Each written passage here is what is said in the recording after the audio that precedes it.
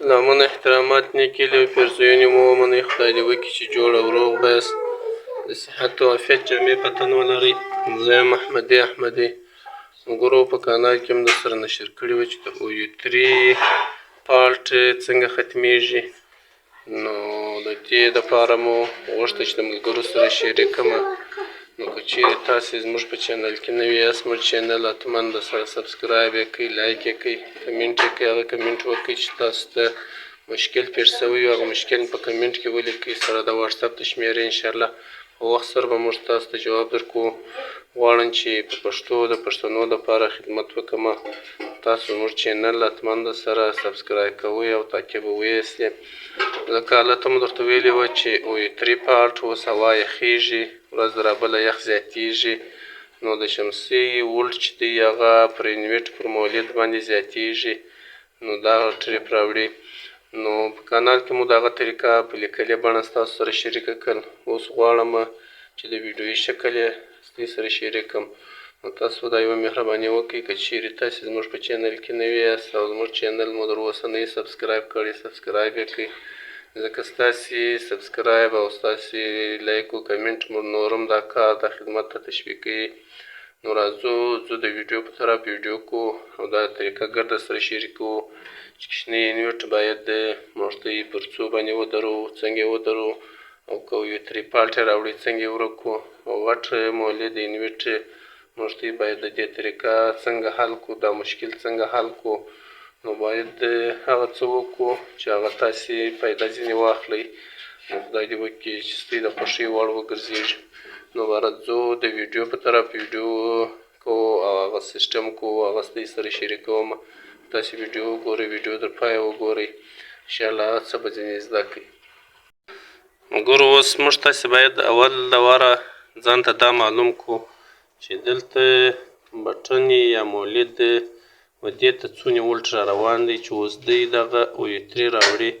OU3 چې راوړي نو سټاپ بټن یا سره بټن هم کار نه ورباندې کوي، نشنه بټن کار ورباندې کوي. د دې د حل دپاره دوې درې طریقې شته. د هغو طریقو څخه یوه طریقه به داسې وکړو، اول د واره به دغه د شفټ بټن نه ده، دا بټن به موږ وګورو چې دلته اوس څو ولټ را روان دی. مثلا دلته اوس 572 ولټ را روان دی. که کوچنی انویټ وای، کوچنی مولد ولو، مثلا 2.2 ولو، نو دا ولټ خو در هغه زیاتېږي. چې زیاتېږي هغه طریقه او د غټ مولد د OU3 فالټ د ورکولو نو د دې ټولو مشکل په یو ځای کې حل کېږي. نو دا ولټ موږ ته را معلوم سو، موږ ته به راسو پروګرام یا PRG بټن به و. دا چې مول اوس خو دلته P0 رالی، را به سو PE به راولو.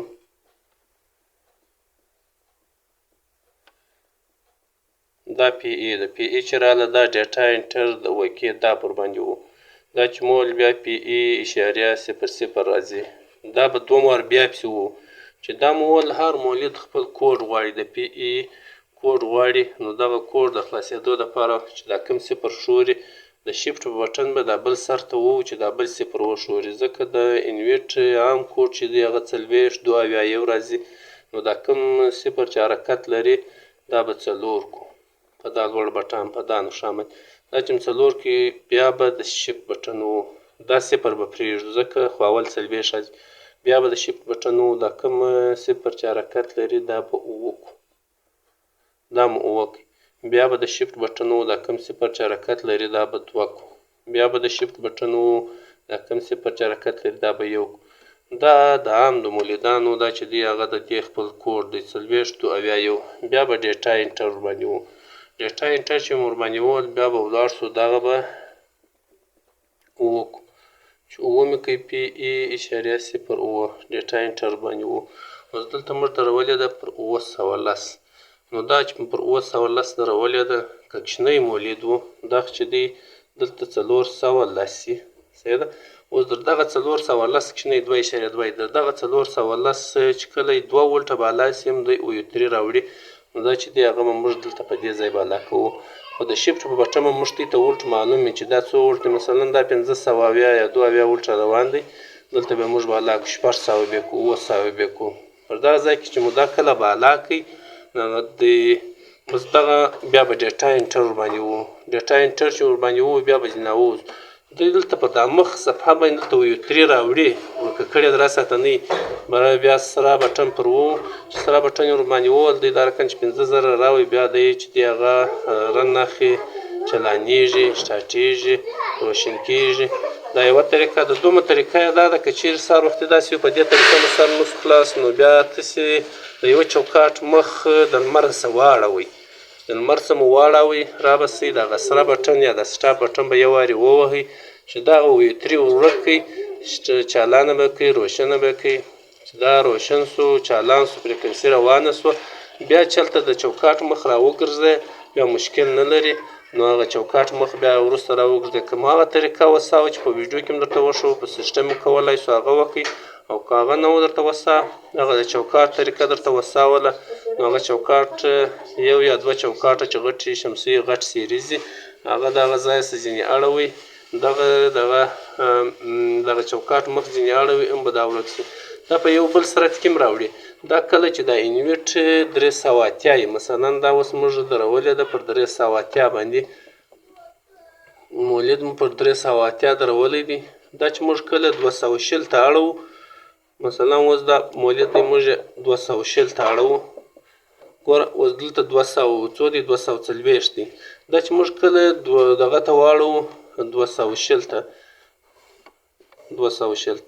ګوره اوس دی U3 راوړي ځکه هغه ولټ چې کوم اوس ورته را روان و هغه ولټ در دې زیات سو، ځکه زیات سو نو چې دا 220 ته واړی په PE 4 کې اتومات دی ځي دغه ته ځي 410 ته ځي. ګوره اوس دلته 410 ته دا ولټ رالی نو موږ به هغه ولټ چې کوم موږ ته په دغه را معلوم په شیفت بټن معلومېدی ګوره 501 ولټ را روان دی ورته به ورسو PE ته او PE 4 ته به موږ دا واړوو 240 مخکې درولی و دا به و چې مو نه دغه کېږي ځو به برته اووه ته په اووه کې خو پر 410 ولاړ دی هلته مخکې ولټ چې و هغه 500 را روان و 600 بیا کړو 700 وکړو. دا یو په دا صورت کې هم ګوره دا رقم U3 لا نه یې ورکه کړې بیا به دا سره بټن پر وو چې هغه U3 ورکه کړله بیا وروسته چې دی هغه رانه مخې سټارټیږي.